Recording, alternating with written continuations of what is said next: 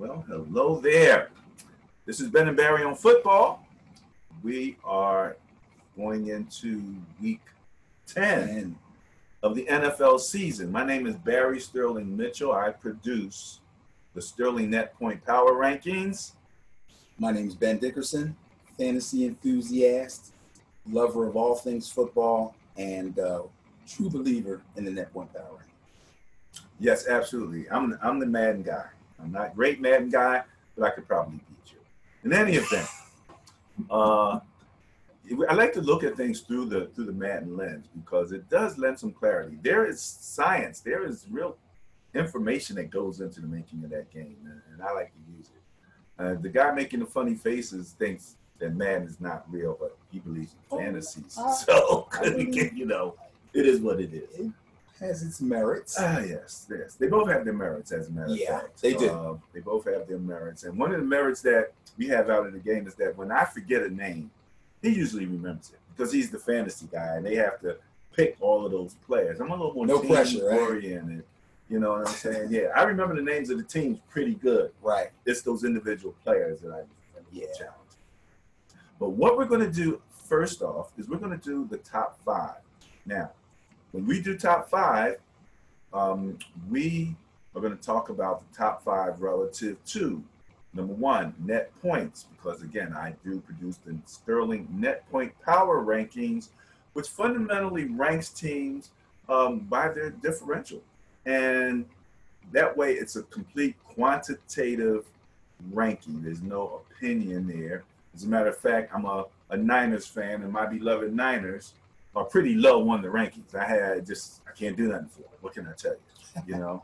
And the Giants fan guy, and it's, hey, don't we play you guys? Yes, we play each other. We'll talk about that. Do we have to? Any event, so we talk about the top 5 in net points, and then what makes up the net points are the points for offensive or the scoring, and the points against what's been allowed relative to points by the defense. And then we come up with something called the net point bias, which is the differential when two teams meet up. So if one team has 5 net points and the other team has 100 net points, the bias goes to the team with the 100 net points, and we call that differential, that 95 difference, the bias, the net point bias. But then we take it one step further and we look at turnover differential. Because if there's one stat in football that impacts the actual points, it's turnovers. Absolutely. I used to have a theory on that, the 80-yard or the. Oh, yeah. We don't want to talk about that right now. We don't. But check back with us and we'll talk about it at one point. Maybe at some other time, I think we should probably come up with that to see how people feel about it. Yeah, I got it from playing Madden because, if you play Madden, right, you are looking at your score, and then you look at your yardage, and you got 300 yards of offense, but you've only scored 7 points. And then what happens is you realize that you go looking, I had 3 turnovers. So there's a correlation there somewhere. We'll talk about that. But for right now, let me see if I can. So we're going to share some information with you real quick from from our social media, which is where we have information to show you. So,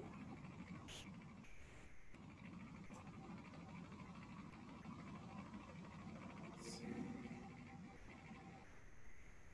All right, here we go. Points for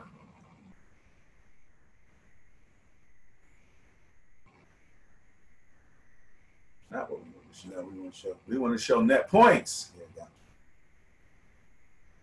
There you go. There's your top 5, ladies and germs. Starting with the Saints in 5th place. Big win over the Rams.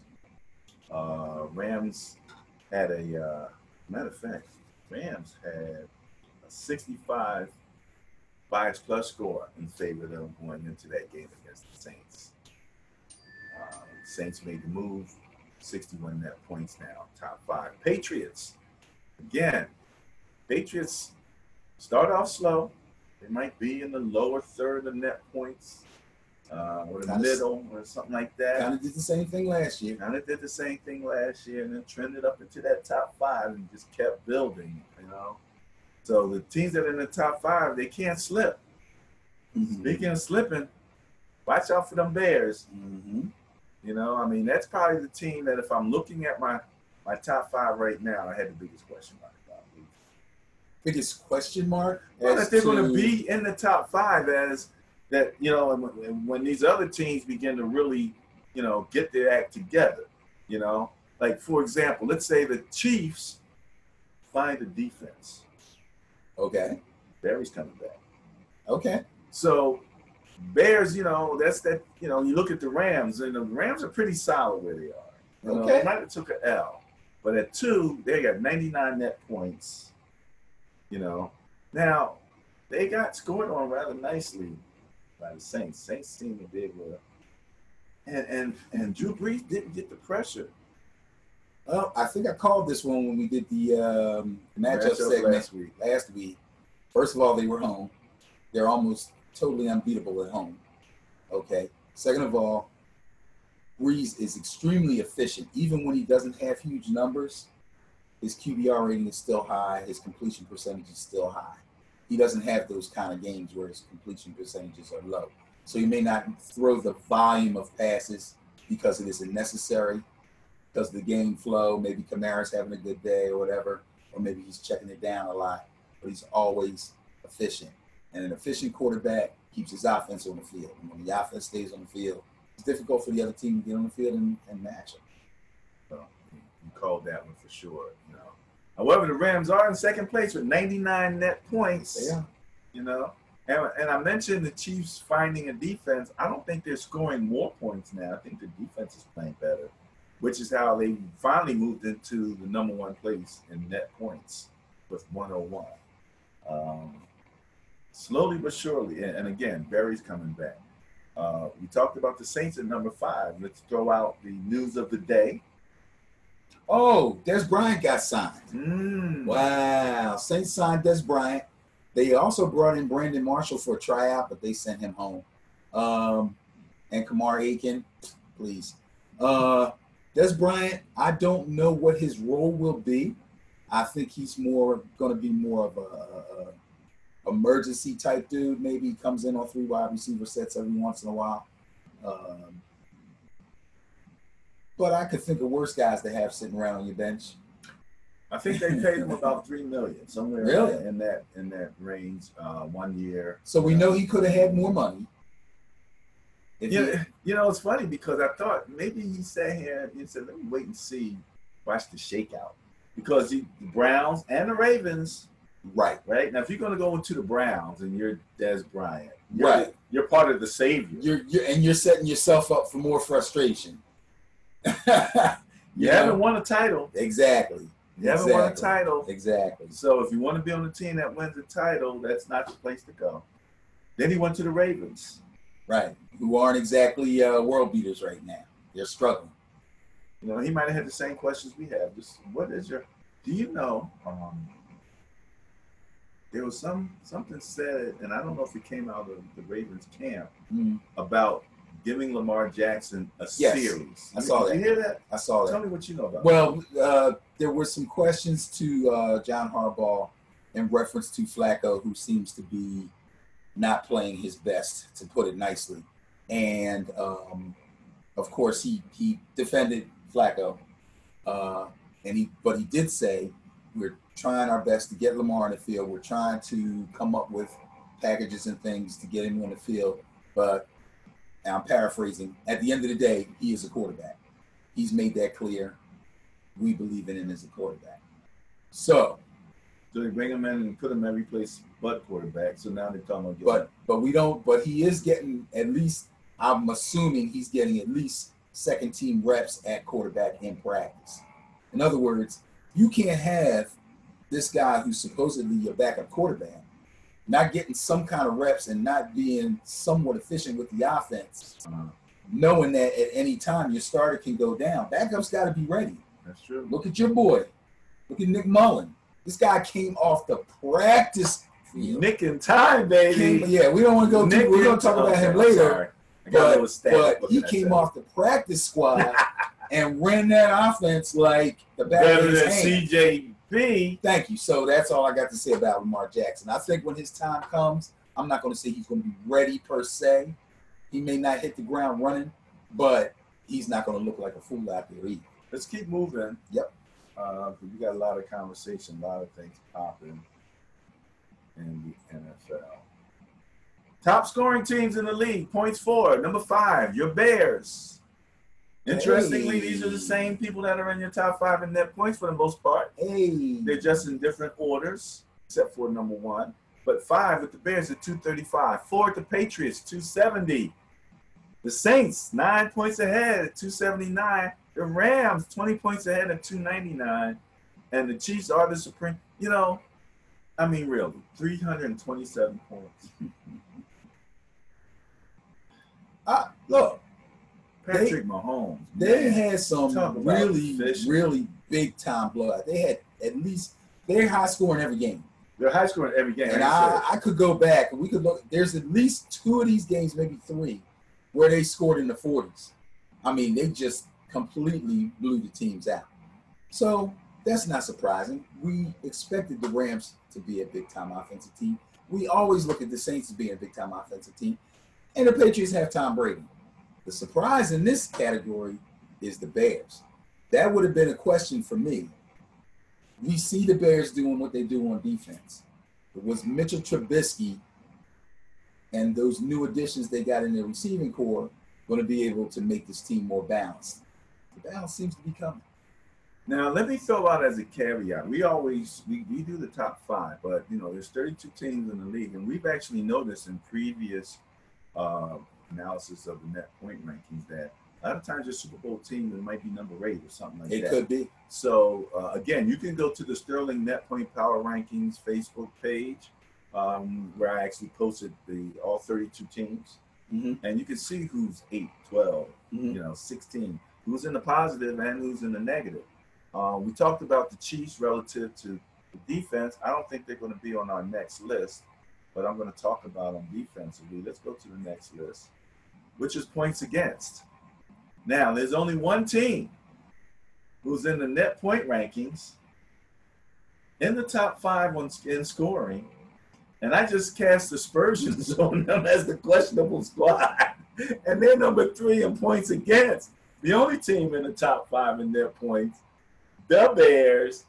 We got your Eagles, and again, the Eagles, some of these teams are bye-week top 5 people, and yeah, I didn't go back and take it down. No, that's all going to even itself out, but we're close enough. The Titans and the Cowboys being 1 and 2, they obviously got questions. Titans more.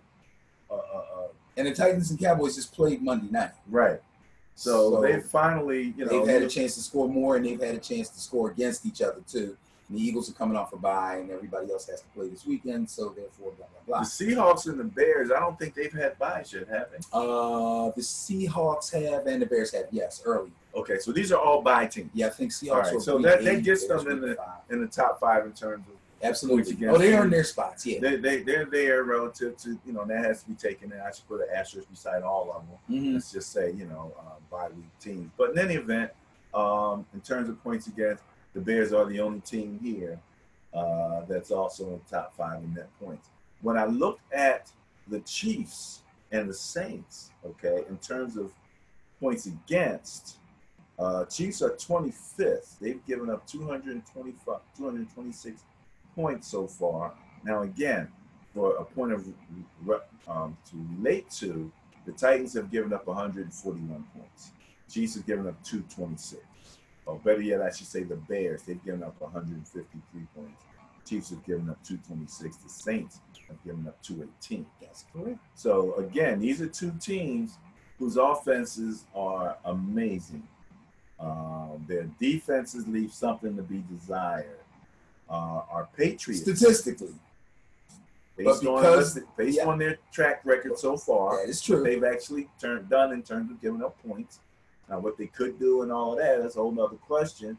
The Patriots are 15. They're right in the middle. Mm-hmm. They've given up 204 points. The Rams, probably because of the Saints beating that they took, have dropped.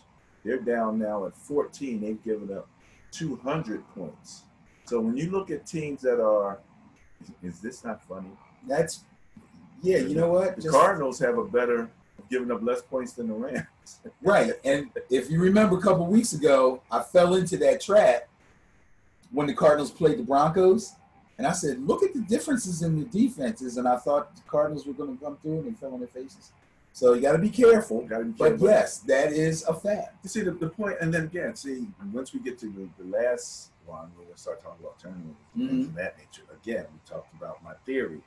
You know, we can have 300 yards. You can have an offense that scores. But if your defense is giving up points, or if you've got turnover issues, right, like the Bills. And the Bills are 29th in turn. Let's go to the next one. We'll talk about it. Turnover differential, tied. The Browns have been number one all season, 11, but that's a little foe because, again, 5 of them came against the Steelers. But, again, now they're being run by a defensive-minded coach, right? He's the head coach.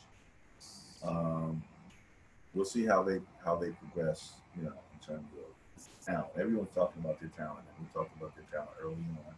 The Bears, okay, Mr. Mack. And the Bears, that defense with 10 turnovers. Well, I have even more respect for the defense because Mr. Mack hasn't played in the last 3 weeks. Is it 3? I think it's going on 3. Okay. I think he's going to play this week. You think he'll play this week? He's going to play, but in any event, you're absolutely right. Without Mr. Mack, they're still top 5 in turnovers. Your Seahawks, my sleeper team, weren't ready for the Chargers. Sometimes it's matchups. Sometimes it's, you know, I was surprised. I thought that they would really, you know, stand up against the Chargers a little bit more. Yeah, didn't happen. It's tough.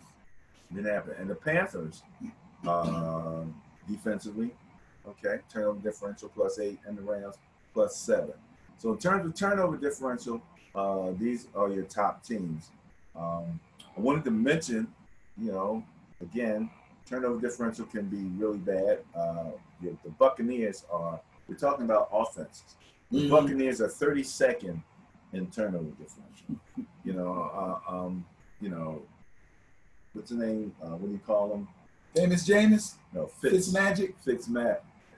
That's a lot of magic when, you know, you're -15 in turnover differential. Yeah, but that's not all him. Well, no, I'm saying, you know, a lot of that's James. He can't. Well, again, James played less games though. James played less games. He had a few games that even with everything that he did good, you can't turn over the ball like that. And was it the Bears? One of those teams. I don't know. I know he threw 2 last week.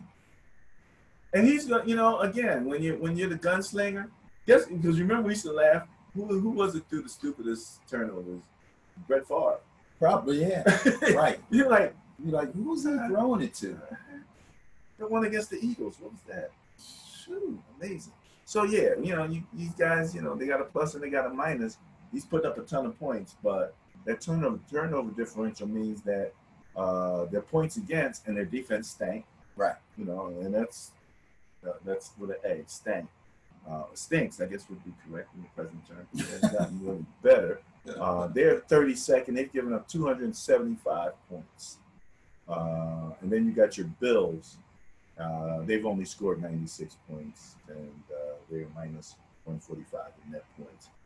You know, and their issues. It's all about the quarterback. It's amazing. You know, I'm seeing. As I see these quarterbacks, you see, especially, and I said, what was it, a week, 2 weeks ago, in the next 2-3 years, I could see 100% turnover quarterback in the United States. But everybody's looking for Mahomes now. Oh, sure. Everybody's looking for Mahomes. Sure. You know? He's dynamic. I mean, that's on everybody's wish list. And my wish is that Nick Mullins is the next coming. He might be, man. He might be, but let's not put him in the Hall of Fame just yet. Why not? Now, all that being said, we've gone through our list. What is one thing or one team that's in every category, in the top 5 of every category? The Bears? The Bears. Bears. Now, that might mean something. It might not. Okay. Again, we're just a little bit beyond midseason. Right. Okay. But like I said last week, the cream is rising to the cream is rising to the top. The Ravens are starting to fall. Right. Well, the Chargers are starting to rise. One of the things that we talked about, these teams that are on the rise, is they begin to either find their identity or they begin to live up to their or get their identity for some. I'm thinking about the Patriots, right? The Patriots weren't the Patriots without Edelman. Right. You know, we knew that once the pieces came back, then sure. their puzzle would come together. It wasn't so much they were looking for an identity. Right. Some of these teams, and they're notoriously so slow starters, and we right. knew that talent-wise they were a little lacking on defense. We right. knew all that coming in. Right. Exactly. But they're still the Patriots, and they still got Brady. And they get right, and so they're going to come back to right. form. You know, they're going to come. But some of these teams, like the Ravens, you know, we said when they went and got Lamar Jackson, who do they want to be? Mm-hmm. You know, they haven't figured it out yet. I mean, and that dysfunction became obvious in the play with Lamar Jackson in motion, going out on a sideline route. He's in the end zone. He's running into the end zone. He's waving like this. Everybody on defense is running in that direction. And Flacco throws it in the triple coverage in the middle of the field. I don't know if that's we have Lamar Jackson and don't know what to do with him issue, or Flacco's just gone brain dead. Because he stinks right now. Your motion, I mean, you don't even look at the guy in motion that when it, and I don't know. The way things set up, didn't it look like it was designed to pop him open? That's what I'm going to say. Yeah. You know? If he was the number one option, right, and you didn't even look, I mean, I can see not looking that way if you're so much, if you're Brady, because you're not going to look that way. Right, because I know he's there. Yeah. Right, I know he's there, but I'm going to, but you know, but it's a setup. It's all part of the setup. He's using his eyes to move people and all that good stuff. Never looked at that guy. Well, somebody who I think is, I don't want to say coming into their own, more what you said, living up to their expectations, is the, I almost said San Diego, Los Angeles Chargers. If you look at each category, they're beginning to rise, okay? Net point power rankings, they've moved up to number 7. Right below the Ravens. Right, they're number 12 in points for. They never were a high-scoring offense, but still very efficient. Basically, ground game, tight game with a real smart quarterback in Phillip Rivers, moving them along. Defensively, again, they're starting to make that charge, just like the Patriots did. They're number 9, and turnover differential, they're number 7. So they're hanging around in every category, right under the top 5. So that's a team to watch. I believe they are on the rise. The Ravens are going to plummet. And if the Ravens are going to continue to go down, I think the Ravens are going to continue to go down. See, the thing that holds the Ravens up is their defense. I mean, that was supposed to be their strength. Well, they're 6. They're 6 right now on points given up. That is their strength. But offense has got to do it. The offense for what is the offense for the Ravens at? Yeah, but they're 15. If you remember the year they last won the Super Bowl, they won 5 games in a row without scoring an offensive touchdown. That was freaking amazing. I'm not saying this defensive team should be that good. I don't know why you're bringing that defensive team. I understand that. But my point is, we're praising their defense, but they're getting beat on. It may be the offense's fault because they're going 3 and out a lot and they're on the field a lot. I'm sure that has a whole bunch to do with it. But they're not making no big-time stops neither. Well, right now they're 6. Okay, so James Conner ran all over them the other day. That might be true. It might be true. Steelers could be their foil. And again, you're talking about a team that's, you know, not necessarily finding an identity, but getting to their identity. You're talking about the Steelers. Mm-hmm. You know, that defense, that run the ball, you know, that hard-nosed thing that they got going for them. Number 9 overall. Number 9 overall. Number 9 in offense. You know. Now, I always like to bring out the spread just for the sake of relativity here to relate to. But the Chiefs, net points are 101. Steelers net points are 39. Right. So they okay. So, Yeah. So it's easy for me to say, oh yeah, the Steelers are number 9. They're on the rise. But the difference, there's a big difference. It's incredible difference. It's incredible. And when you think about the Steelers, you think, oh, they got AB, they got Juju Schuster coming along, they got Connor, Roethlisberger. Yeah, they doing all right. Kelsey, but they're not doing Mahomes all right. They're not doing, yeah, exactly. That's what I'm saying. Kelsey is going now. They're just saying he's the number 1 tight end in the league. You see his touchdowns, those 2 touchdown catches? I mean, they were awesome throws. Most quarterbacks wouldn't even try to make them throws. But he plucked them things out of the air between 2 people both times. Yeah. But are we good with our rankings? Well, look, I want to thank everybody for spending a few minutes. We get kind of excited when we get to talking about the rankings. More to come, though. And if you think we get excited talking about the rankings, wait till you hear what we've got to say about this upcoming week's matchups. So, signing off, Barry Sterling Mitchell at the Sterling Net Point Power Ranking on Facebook. Remember to click the subscribe button. Click on the bell for notifications for when we put up the videos. And then, any last words? Go Noles.